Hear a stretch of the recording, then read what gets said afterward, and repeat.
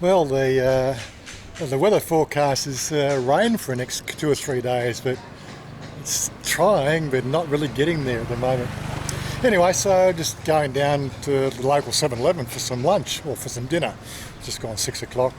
But I thought I'd just do another one of those little info videos, which I haven't done for quite some time. So anyway, we're going to call this one here, Avoid Getting Sick in Thailand. I thought I was just trying to find a name. Sometimes that's my biggest challenge is trying to figure out what to call something. Anyway, so that's what we're going to do. So let's cue that intro and we will pick it up when that's finished.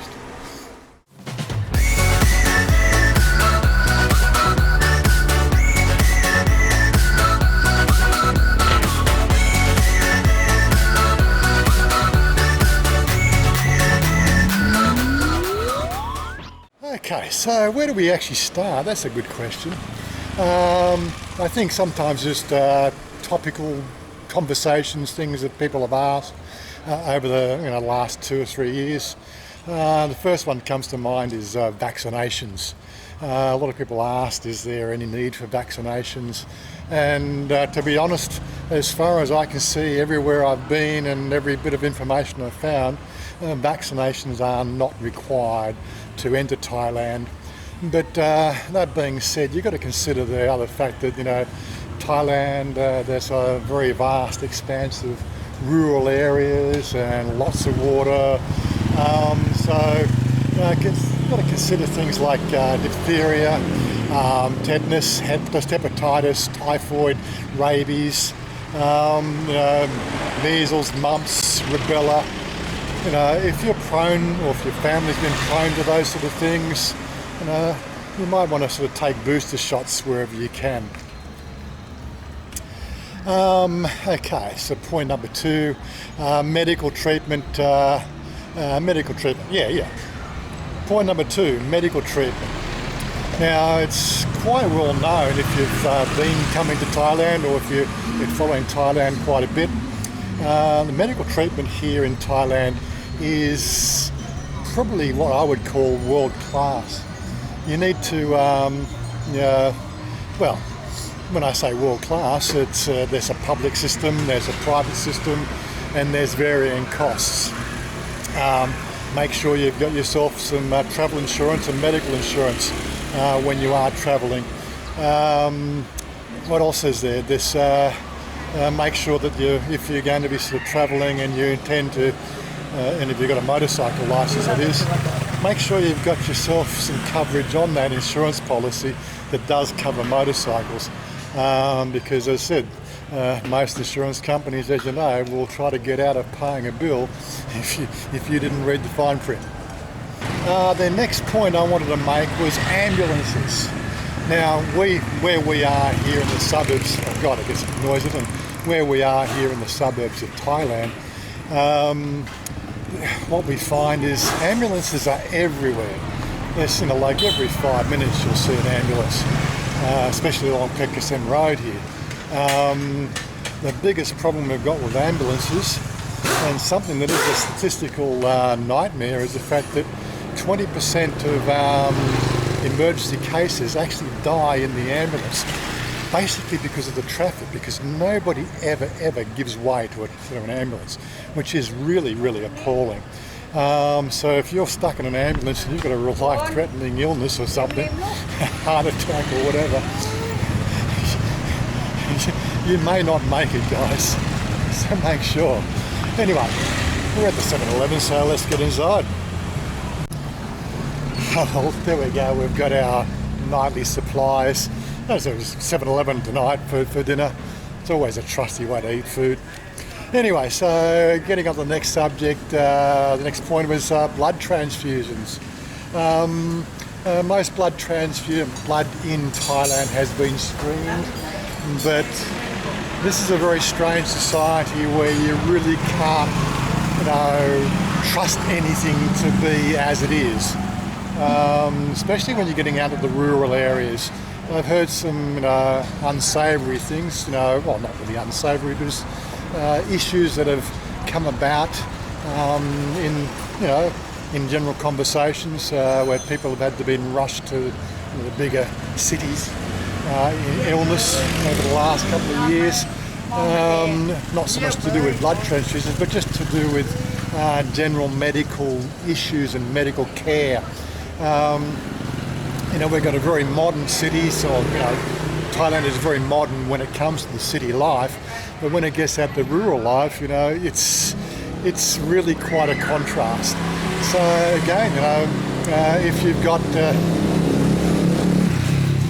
you've got special needs, special blood types, and you're a bit worried, definitely be making inquiries before you make those big plans. Disease, that's a big one. Well, although disease itself is fairly uncommon here in Thailand, everybody suffers from illness. But the two things that come to mind in this particular area is malaria and dengue fever.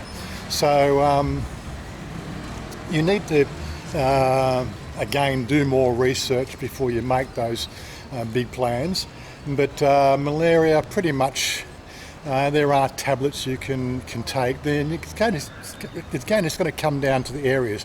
If you're around areas with lots and lots of mosquitoes, think about taking malaria prevention tablets, which are available. But the big one we really need to worry about is dengue fever. And dengue fever can strike even the cities. Now, I've been here for 2.5 years, and I find that the mosquitoes here are actually less than what I would experience in Australia, being in the suburbs of Sydney. I've never really been prone to mosquito bites for the best of my life anyway.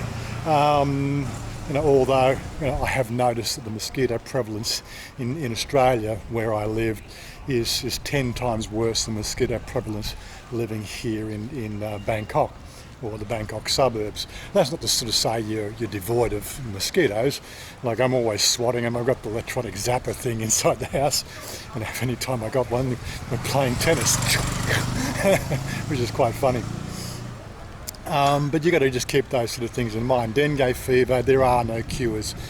If you're in an area that is very prone to mosquitoes, outbursts of dengue fever can occur quite regularly, so be on your lookout. A contentious issue we probably do have to deal with is drinking water. Actually, I probably should show you. Let's just pop back here. It's not advised to be drinking the tap water, and even when you're coming through different areas, you'll find these sorts of machines here. These are what they call water dispensers. We drink bottled water all the time. These water dispensers you can get, which are fairly inexpensive. Again, you've got to look at the condition of the machines, making sure that they're looking like they've been well kept up, because who knows who's changing the filters in them. But generally, the rule of thumb is don't drink the water in Thailand. But they do say the water in Bangkok, the water authority is saying, is very well chemically treated. And I can attest to that. Every morning when I get in the shower, I can smell the chlorine. It is actually, it's a lot more chlorine in the water here than what we used to see in Australia.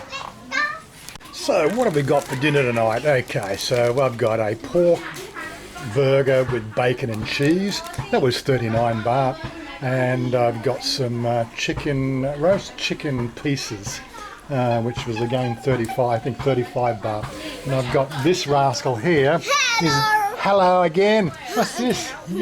What's this? Anyway. Let's go and eat some food. On the subject of food, one thing I've never really talked about is the table setting. This is something you'll find in most Thai families, where food will be left out pretty much all day. and people just come, the Thais themselves will come and have a meal and grab something whenever they're hungry. I don't know half the stuff that they're eating half the time, so that's why I tend to eat from 7-Eleven. Anyway, what have we got? I've actually not tried these chicken pieces before. This is chicken and barbecue sauce. Microwave, but okay. People ask us, we're always making comments about that. You're in Thailand, why aren't you eating Thai food? Well, quite frankly, right, you're in Australia, why aren't you eating McDonald's every day? Or when you're in Australia, why don't you have barbecue every day? In Australia, why don't you have KFC every day, which is the three most common food groups, I would suppose, you might say in Australia. Again, so it's what's readily available. You tend to eat that all the time. You don't even think about Thai food when you're living in Thailand. I probably eat Thai food 4 or 5 days a week. Like I had Thai last night, I had Thai Wednesday night, I had Thai on Tuesday. Yeah, I had Thai Tuesday night as well. Tonight, well, I'm just going to have some 7-Eleven food. It's tasty, it's convenient, and quite frankly, it's enjoyable, and so damn simple. Which again, I think brings me to the next point on my list of things: street food. Oh my God.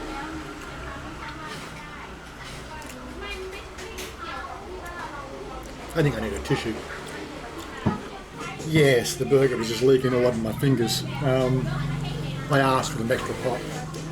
They always said these particular burgers, when I do eat them, they never zap them along enough, because it's got bacon and it's got the pork on it and the cheese, and you want the cheese properly melted and everything else. So I usually ask them to zap it for an extra 15 seconds. But yeah, getting onto the whole street food issue, the rule of thumb there is watch where the Thais eat the street food. If you see half a dozen vendors on your local street and you've got, one or two of them have got, 3 or 4 people queuing up for dinner or queuing up to buy something at dinner time, and you've got other ones with some strange looking food and nobody's buying it, you've got to ask yourself, well, the Thais probably know these people, so how about sort of do as the Thais do and eat where the Thais eat. I think we've made that comment many times before. And it's a really good rule of thumb. I've know a lot of expats expats and people coming to visit, and I think the predominance of food poisoning happens when they go to high-class 5-star restaurants. I don't know why, but I think out of all the times I've heard of somebody getting ill from the actual food, it's predominantly been some sort of really nice, flashy restaurant that they've been to. Oh my God, you just can't win. Okay, so the next one I had on my list of thoughts was black henna tattoos. These things here, like being somebody who likes tattoos, although I haven't had tattoos for a couple of years, there is a higher resurgence of getting what they call these temporary henna tattoos. I'm sort of making a point of that because it is something that Chanya offers in her salon, which is the eyebrow tattooing, which is done as a henna product. It really is a bit of a hit and miss as to where you get things done. Of course, I know the sort of products that Chanya's using, and she's using high-class products. But again, there's no there's no real oversight as to what's in those products. So some of these henna products, no. Some of these henna products are using, additives in them, to make them stand out more, kerosines and all sorts of weird and wonderful extras, which doesn't do the skin very much good. So definitely it's one of those sort of things I would be avoiding them if you were thinking of using those sort of products. I think they're really more prevalent in places like India and Malaysia, but it's starting to become something, as I said, with the cosmetic industry here in Thailand. Another one I had on my list was box jellyfish.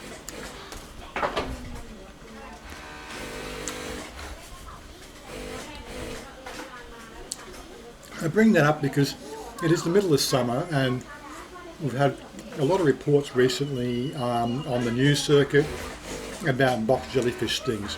And they are excruciatingly painful.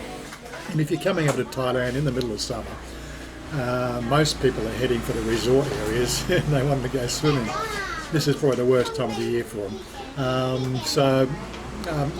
Again, medically, it's, you know, I come from Australia. Everything in Australia is trying to kill you. So we're used to things like box jellyfish and glittering octopuses and things like that in the water. Not so much over here. There seems to be one of those sort of weird and wonderful things about Thailand.